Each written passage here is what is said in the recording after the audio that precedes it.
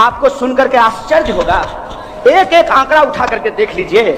12,000 किसानों ने आत्महत्या की है पिछले कुछ महीनों में। अगर आप बलात्कार की बात करेंगे, हर 3 मिनट में बलात्कार की कोई घटना होती है। आप देख लीजिए, जो बेसिक सुविधा की बात है, कितनी बड़ी बड़ी बातें की जा रही थी। अगर आप सरकारी अस्पताल में इलाज कराने के लिए चले जाइए, तो जो मरीज का इलाज कराने के लिए जाएगा, पेशेंट के साथ अटेंडेंट भी वापस बीमार होकर के आएगा। बोलिए, ऐसी हालत है कि नहीं है? कहां जा रहा है बजट? क्या हो रहा है हमारे पैसे का? सरकार कहती है कि शिक्षा पे खर्च करने के लिए पैसा नहीं है, लेकिन हवाई जहाज पे उड़ने के लिए सरकार के पास पैसा है। तो हे बाबू, तुम घूमो हवाई जहाज में, और हमारा बच्चा ट्रेन की बोगियों में, जनरल बोगी में। जनरल बोगी का बात आपको बताते हैं। जनरल बोगी में अगर दिल्ली जाना हो ना, प्यास लगने पर भी लोग पानी नहीं पीता है कि पेशाब लग जाएगा तो कैसे जाएंगे पेशाब करने के लिए। बोलिए, हकीकत है कि नहीं है? जनरल बोगी में दोनों बर्थ के ऊपर गमछा बांध करके उसके ऊपर लोग सो जाता है। खाता नहीं है कि पच जाएगा तो स्वच्छ भारत अभियान में शौचालय जाना पड़ेगा। इस देश की ऐसी हालत बना करके रखी है, और आप चाहते नहीं है कि बुनियादी सवालों पर बहस हो। जब पूरा देश एनआरसी में उलझा हुआ था, बड़ी चालाकी से एलआईसी को बेच दिया गया। और आपकी जानकारी के लिए बता दूं कि अब सरकारी बैंकों को बेचने की तैयारी की जा रही है। बिहार के जो पुरनका लोग हैं, उनको यह बात याद होगा कि लोग कहते थे कि प्राइवेट बैंक में पैसा मत जमा कीजिए। प्राइवेट बैंक आपको ज्यादा ब्याज का लालच देगा, लेकिन कब आपका पैसा लेकर के भाग जाएगा इसका गारंटी नहीं है। क्या चीज? सब लोग आपको बता देंगे, जाइएगा देख लीजिएगा। पटना जंक्शन के बगल में जो पुल है, उस पुल के सामने से देखिएगा तो अभी भी हेलियस ग्रुप लिखा हुआ मिलेगा। हेलियस बैंक बिहार में था कि नहीं था? कहां गया हेलियस बैंक? क्या हुआ पेयरलेस बैंक का? क्या हुआ जेबीजी बैंक का? इस देश के गरीबों का जो 10 रुपया 20 रुपया रोज जमा करते थे, वो पैसा लेकर के भाग गया। और आज वित्त मंत्री कह रही हैं कि सरकारी बैंक प्राइवेट बैंक के मुकाबले में दक्ष नहीं है। अरे, अपनी दक्षता छुपाने के लिए, अपनी अक्षमता छुपाने के लिए आप बैंकों के ऊपर मत डालिए। अगर हम इस देश के लोग बुरी से बुरी परिस्थिति में बैंक को चला सकते हैं, तो हम बैंक को मुनाफा में भी ला सकते हैं। आप अपने कॉर्पोरेट दोस्तों के साथ गलबहियां करना बंद कर दीजिए, सरकारी बैंक मुनाफे में आ जाएंगे। कहते हैं एनपीए का बात, किसान का जो कर्जा है ये एनपीए है, लेकिन जो कॉर्पोरेट का 1,76,000 करोड़ रुपया जो कर्जा माफ किया गया, वो एनपीए की ये चर्चा नहीं कर रहे हैं। देश में लूट मची हुई है, इसीलिए देश की जनता को धर्म के नाम पे उलझाया जा रहा है। इसीलिए मैं आप तमाम लोगों को ये कहने के लिए आया हूं कि सीएए, एनआरसी और एनपीआर की लड़ाई अपने आप में एक बड़ी लड़ाई है, और इस बड़ी लड़ाई की 2 सबसे बड़ी चुनौती है। पहली चुनौती तो यह है कि सरकारी अस्पताल में पैदा होने वाले बच्चे जो अपनी पूरी जवानी सरकारी नौकरी खोजने में बिताते हैं, उन बच्चों को कैसे रोजगार दिया जा सकता है, यह सबसे बड़ा सवाल है। और अगर उन बच्चों को रोजगार नहीं मिलेगा, तो ये जो धर्म के नाम पे धंधा करने वाले लोग हैं, धर्म के नाम पे जो दंगा करने वाले लोग हैं, ये हमारे घरों को जलाते रहेंगे। और एक बात याद रखिएगा कि आग की कोई जात नहीं होती और आग का कोई धर्म नहीं होता। आग जब लगता है तो उसके सामने जो भी पड़ता है वो उसका घर जला देता है, उसका जीवन जला देता है। हमको इस आग को बुझाना पड़ेगा, और अगर हम आग बुझाना चाहते हैं तो कीचड़ से कीचड़ को नहीं धोया जा सकता है। कीचड़ से कीचड़ को नहीं धोया जा सकता है, नफरत से नफरत को नहीं हराया जा सकता है। जैसे कीचड़ को धोने के लिए पानी की जरूरत पड़ती है, वैसे ही नफरत को हराने के लिए मोहब्बत की जरूरत पड़ती है। जब भी कोई आकर के आपके धर्म का नाम ले, कोई अगर सिर्फ हिंदू हिंदू बोले तब भी सावधान हो जाइए, और कोई अगर आकर के सिर्फ मुसलमान मुसलमान बोले तब भी आप सावधान हो जाइए, क्योंकि इस देश के इतिहास ने यही हमको सिखाया है कि जिन्ना ने गांधी के साथ दोस्ती नहीं की, लेकिन सावरकर के साथ दोस्ती कर ली थी और हिंदू महासभा के साथ मिलकर के सरकार बनाया था। ये इतिहास याद रखिएगा।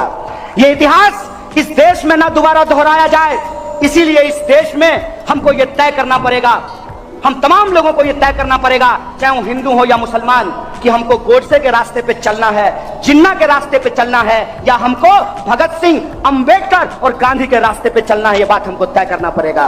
और हम आज इस मंच से इस बात का ऐलान करते हैं, और हमको पूरा भरोसा है कि आप भी इस ऐलान के साथ हमारा समर्थन कीजिएगा कि ये बिहार की धरती जो तमाम सामाजिक क्रांतियों की धरती है, ये धरती नक्षत्र मालाकार की धरती है, ये धरती कर्पूरी ठाकुर की धरती है, ये धरती जुब्बा सैनी की धरती है, ये धरती जगदेव बाबू की धरती है, ये धरती श्री कृष्ण सिंह की धरती है, ये धरती अनुग्रह नारायण सिंह की धरती है, वीर कुंवर सिंह की धरती है, ये धरती मौलाना मजरुल हक की धरती है, ये धरती पीर अली की धरती है। इस धरती पर धर्म के नाम पर हम दंगा फसाद नहीं होने देंगे, चाहे जो हो जाए हम दंगा फसाद नहीं चलने देंगे। यह ऐलान हम लोगों को करना पड़ेगा।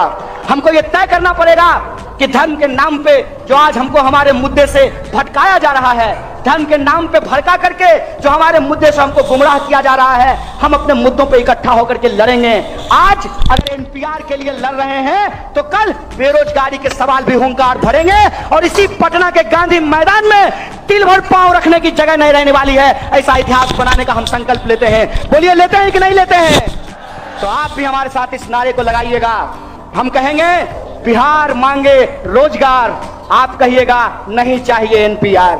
बिहार मांगे रोजगार, नहीं चाहिए एनपीआर। बिहार मांगे रोजगार, नहीं चाहिए एनपीआर। अब एनपीआर का मसला ऐसा है कि सरकार बाबू ने कहा है कि हमने प्रस्ताव पास कर दिया है। ठीक है, बधाई हो। विपक्ष भी कह रहा है कि ये हमारी मेहनत का नतीजा है, आपको भी बधाई हो। लेकिन हमारा ये नजरिया है कि ये आंदोलन एक पार्टी, एक झंडा, एक नेता और एक चेहरा का मोहताज नहीं है। ये आंदोलन बिना नेता, बिना पार्टी, बिना झंडा जनता के साहस और हिम्मत से लड़ा जा रहा है। अगर ये आधी जीत हुई है तो ये जीत किसी व्यक्ति की नहीं, किसी पार्टी की नहीं, किसी सरकार की नहीं, हम बिहार वासियों की एकता की जीत है। हमको इस रूप में स्वीकार करना चाहिए।